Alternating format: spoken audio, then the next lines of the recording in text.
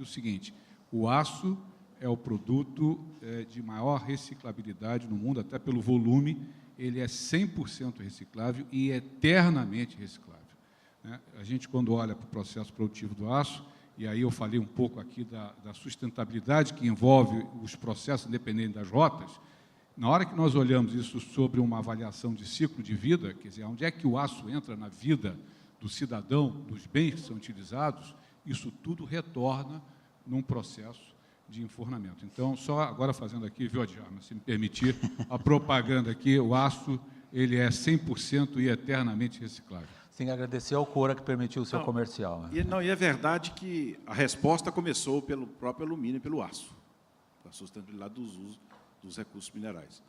Mas eu quis falar das coisas importantes, do crescimento, da produção, dos investimentos programados, mas eu queria falar de oportunidade de recursos naturais. Porque o nosso Simão não está aí, o Paulo. Nós somos um país que nós temos para construir toda a nossa infraestrutura. Rodovias, ferrovias, portos, aeroportos, saneamento básico, habitação. E para que isso seja realizado, nós, da indústria mineral, da indústria cimenteira, da indústria da cal, da indústria do alumínio, estamos prontos a responder com 100% de matéria-prima brasileira, desde que nos deixem e façam esses investimentos. Mas, respondendo especificamente a sua questão, é possível.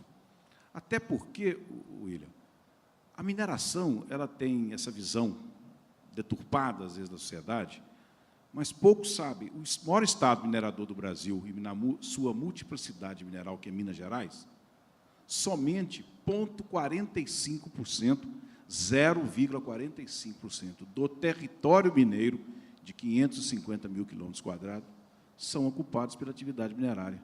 Minas, depósito estéreo, barragem de rejeito, instalações auxiliares, acessos, ferrovias, linha de transmissão. 0,50%. Segundo, a mineração, nós já estamos falando, já na terceira safra, diferentemente que dizia o nosso Arthur Bernardes, que minério só dá uma safra, nós estamos vendo aqui safras de alumínio, safras de aço, safras de todo o conjunto de metais que a sociedade usa. A aliança que passa para o filho, passa para o neto, o ouro na sua utilização e tantos outros metais. Mas, principalmente, por que é possível a mineração sustentável? Porque ela é pontual. A anomalia na crosta terrestre se dá, parecido como tem no cérebro um tumor, você só tem a ocorrência mineral quando tem uma anomalia mineral. E ela é pontual, ela é específica.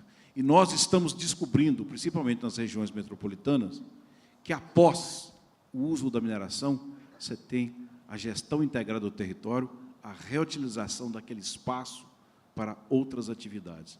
Portanto, eu acredito, e é possível, sim, trabalhar com recursos naturais com sustentabilidade. Mesma pergunta, Carlos Henrique. O seu setor ela é vital também. Com certeza.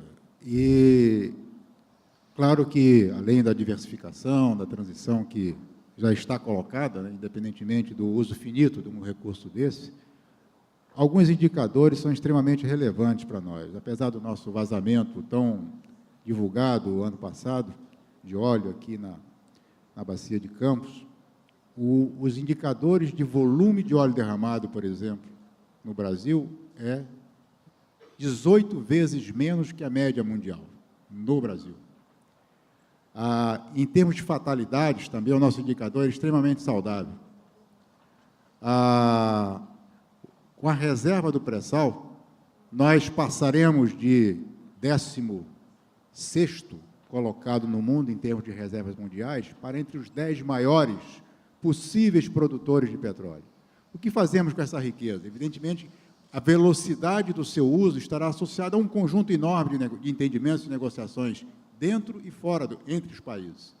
Talvez até a própria Rio Mazinde possa sinalizar que tipo de velocidade será dada ao Brasil para isso. Mas se tivermos fundos, como foi feito na Inglaterra, ou mesmo na Noruega, que reverteu para o país uma série de outras superações de problemas de educação, infraestrutura, que são custos relacionados ao Brasil, é uma riqueza extremamente saudável enquanto ela existir. E a capacidade de sabermos sair dessa dependência dessa riqueza quando ela não mais existir, talvez ao final mais 40, 50 anos, não sabemos, em função de uma série de outras variáveis que não dependem somente de nós. Em termos de uso, por exemplo, da terra para fins energéticos, apenas alguns números para nós refletirmos em cima disso. O plantio da cana deixou de utilizar 18 metros cúbicos de água por tonelada produzida para cerca de 2 metros cúbicos atualmente. A área necessária para ter os mesmos rendimentos é quase 4 vezes menos hoje do que em relação a 1970. Se nós tivéssemos uma decisão, isso é muito importante para nós colocarmos isso na nossa reflexão sobre o que devemos fazer nos próximos anos, íamos para cá pensar sobre pontos estratégicos para discutir com o próprio governo. Se houvesse um decreto da presidente Dilma, a partir de amanhã não se produzirá mais petróleo e gás no país. Em termos de emissões de gases de efeito estufa, isso representa menos de 1%. Menos de 1% de CO2, na produção, não no uso. Se o uso do combustível tiver um incremento do etanol, em relação à gasolina, por exemplo, ou o próprio diesel, no modal de transporte que nós temos, isso poderá representar mais de 60% das reduções de gases de efeito estufa para os próximos anos. Se importarmos toda a gasolina e não fabricarmos, aliás, o carro não vai ter mais, outro decreto, não vai ter mais carro a diesel, nem a gasolina e nem a etanol. Vai ser carro elétrico ou similar, sem emissões. Isso reduziria, em termos de emissões, algo em torno de 10%. Onde está a nossa capacidade de enfrentamento de políticas? No uso da terra. Desmatamento e queimada é a essência da discussão sobre questões de posicionamento do Brasil em termos de gás de efeito estufa. Como é que nós estamos isso em relação ao mundo? Confortáveis, sem dúvida nenhuma. Mas, evidentemente, quanto mais pudermos avançar nesse processo, quanto mais retorno poderemos ter em termos de bons posicionamentos e, obviamente, atrair investimento para o nosso país. Queimada não tem outro exemplo melhor de burrice, em primeiro lugar, e de falta de capacidade de imposição de leis e de presença do Estado em segundo lugar. William, nós estamos continuando mais ou menos nessa linha, que é a de indagar a vocês, que para muitos ambientalistas aí fora são realmente a personificação da exploração, da destruição do planeta. Estou usando uma caricatura de maneira realmente provocativa. No caso do setor que você representa, que é o da indústria do cimento, há um óbvio aumento da demanda no Brasil. E, em relação a essa mesma questão, se é possível usar de maneira sustentável recursos não renováveis, no caso do aumento da produção de vocês, de que maneira que isso leva em conta o uso racional de recursos naturais? Eu vou te responder isso com um exemplo, em números. O setor de cimento aumentou 50%, devido à demanda, aumentou em 50% a sua produção. E no segundo inventário de gás de efeito estufa, esse aumento de 2005 agora foi de apenas 38%. Enquanto aumentou 50% a produção de cimento, o gás de efeito estufa aumentou 38%. Isso graças ao quê? Aproveitamento de recursos naturais, a pesquisa e desenvolvimento do setor. Respondendo essa pergunta, eu gostaria de fazer uma colocação, que eu acho que da pergunta anterior, que eu ainda não respondi sobre a questão da sustentabilidade, na minha opinião, ela passa por um pacto federativo. Eu poucos ouvi alguém falar, a não ser, infelizmente, que está doente, a Lúcia Hipólito, sua colega, que estava falando muito, batendo muito nessa tecla na questão do Pacto Federativo, que nada mais é do que a reorganização das competências dos poderes públicos do país. E o melhor exemplo, que eu poderia dizer, para ser um pouco mais didático, é a questão o principal programa do governo federal, que é o Minha Casa Minha Vida. Não é um programa de governo federal, é um programa municipal, e é o principal programa do governo federal. Então, eu acho que essa questão de sustentabilidade vai passar por uma necessidade de um pacto federativo de recolocação dessas competências né? Enquanto nós tivermos ainda também no Congresso Nacional, deputado apresentando um projeto de lei regulamentando embalagem de um produto específico, não vai dar certo, não. Eu estou chegando quase ao final do programa. Eu deixei uma perguntinha final para eles, que é daquelas bem mesmo de fechar programa, mas que no fundo pesa. Tá? Afinal de contas, nós estamos aqui no Rio de Janeiro, todos nós, para quê? O que é que vocês esperam da Rio+20? Os sinais... Todos se mexeram, não tá? Habemos papa ou não?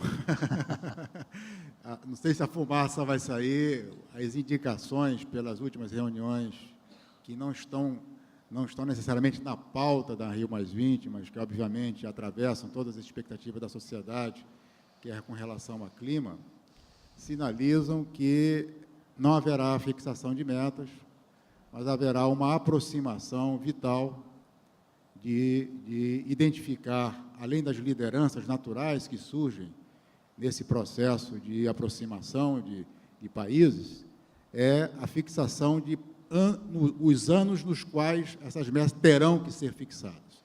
A expectativa que se tem, pessoalmente, é que o processo político que está se reinstalando depois de 20 anos no Rio de Janeiro, ele não veio para se desmobilizar. Ele é diferente do movimento político que aconteceu em 92 no Rio de Janeiro, onde o entusiasmo e as metas foram a grande motivação das assinaturas.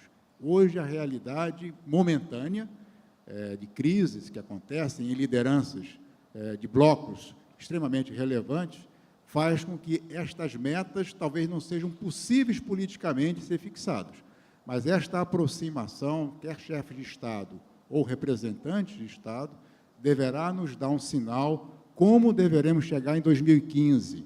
Há uma expectativa do IPCC, que nos regra como sendo uma das maiores preocupações deste século, que é uma questão de mudança climática, que diz que o clímax da Terra deverá acontecer entre 2015 e 2018. Ou seja, onde esta quantidade de carbono que poderia a Terra ser colocada estaria nessa faixa, possivelmente.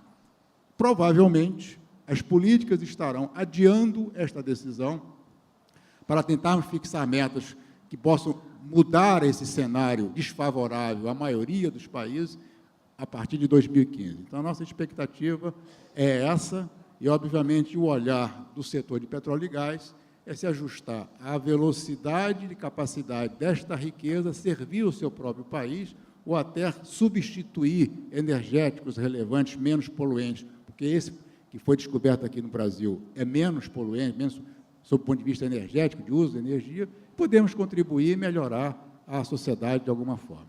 Deixa eu quebrar a linha, só para não ficar essa linha. Nilson. Olha, eu, pensando aqui entre 72, 92, 2012, há uma caminhada. A minha primeira caminhada começou, acho que com a minha mãe, que foi a minha primeira aula de sustentabilidade. Eu tinha que ensacar as goiabas lá do quintal de casa e ela só me dava o saquinho para metade das goiabas. O dia que eu perguntei para ela por quê, ela falou, olha, os passarinhos também precisam das goiabas. Então, há um aprendizado contínuo. Então, eu penso que a minha expectativa nessa daqui possivelmente não vai chegar a todas 100% das expectativas que a maioria deseja para agora, na velocidade até que isso demanda, mas certamente ele tem um avanço importante aqui.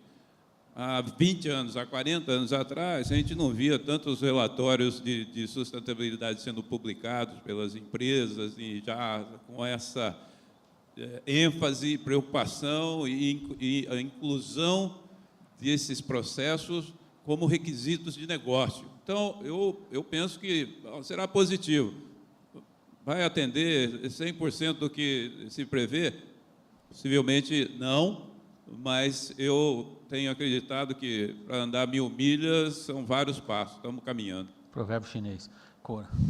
Eu não espero, eu já sinto.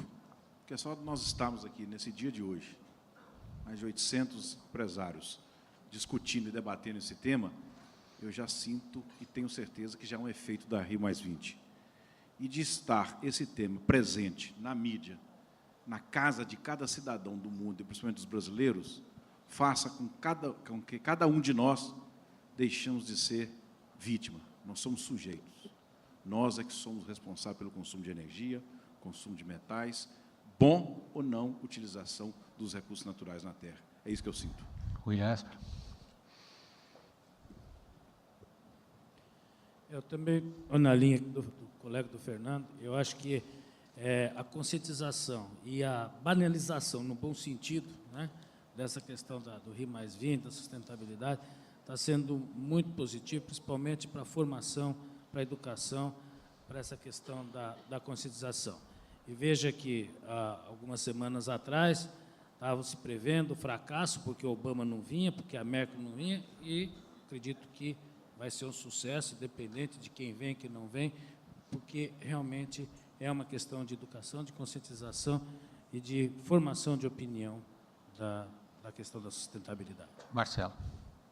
Bom, eu acho que eu talvez seja um pouco menos confiante, né? Eu acho que passa realmente por o sucesso da Rio+20 passa por uma mudança nos padrões de consumo, basicamente, né? Enquanto o consumidor não exigir que o produtor modifique o seu produto para que ele seja mais sustentável e aceite pagar um pouco mais por isso, se for o caso, né? Acho que enquanto isso não acontecer esse movimento, dificilmente a gente vai ter assim, mudanças significativas. Já acontece em vários setores, mas acho que na grande economia ainda não. E em momentos onde os grandes mercados e os países desenvolvidos, a economia vai arrefecendo um pouco, a discussão ambiental também perde um pouco do seu calor. Então, acho que a gente está num momento difícil, mas eu acho que, como o Cora falou, só dessa discussão está entrando nos lares de cada um, né, e rodando o mundo afora, e o assunto sendo tratado em ambientes como esse. Só aqui no Rio de Janeiro deve estar acontecendo 10 reuniões, 15 reuniões como essa aqui nesse dia de hoje, né, e vão acontecer outras tantas, então já tem a sua importância. Com relação ao setor elétrico, o que a gente espera, e aí já para encerrar, é que o setor não sofra com novas imposições de meta, o setor brasileiro, em virtude do benchmark que nós somos. Realmente é um setor absolutamente limpo, né, com quase 90% de energia renovável. No ano passado, 92% da energia gerada no Brasil consumida foi de fontes renováveis, né? Então, é um país que eu acho que a gente tem outros setores aí para olhar com um pouco mais de cuidado e deixar o setor elétrico para que o governo opte por opções que atendam às questões socioambientais, mas também às demandas de consumo internas importantes para a competitividade da indústria e também para o bem-estar do cidadão comum brasileiro. Marco Polo. William, eu acho que você ter o mundo reunido aqui no Rio de Janeiro, pensando, discutindo, refletindo, é sempre muito positivo. Pessoalmente, eu acho que a discussão, muito mais do que caminhar para o entendimento de inclusão, economia verde, a gente está discutindo sempre com o pé mais no chão o desenvolvimento sustentável. E aí eu acho que, novamente, a variável econômica ela é fundamental. Olho para esse mundo em que não se sabe o que vai acontecer na União Europeia na semana seguinte, né? Discussões que a gente ouve aqui acolá, que a Alemanha se prepara para sair do euro, né? E a pergunta que fica, o que vem como consequência se essa decisão for tomada? Então, não é que eu me coloque numa posição pessimista, mas eu acho que o lado é positivo na discussão, até porque evidenciamos sempre quais são os países mais responsáveis pelo não avanço, né? Uma postura China, uma postura americana, e acho que como expectativa, pelo menos para o nosso segmento, é o entendimento interno, o nosso entendimento Brasil. Nós achamos que a nossa solução é interna, né? E quanto mais houver uma interação setor público, setor privado, com uma consciência daquilo que efetivamente precisa ser feito, nós teremos chances de avançar realmente no que seria o tão almejado desenvolvimento sustentável. Gente, tem mais um seminário, tem mais uma rodada aí de discussões pela frente. Eu não vou poder estar com vocês, eu tenho o Jornal da Globo me esperando. Queria agradecer muito a vocês. Eu saio daqui muito mais esperto do que entrei, ouvindo todos vocês e cheio de pautas. E espero que vocês ainda aguentem assistir o Jornal da Globo, aí vai ser realmente boa noite. Até logo, obrigado.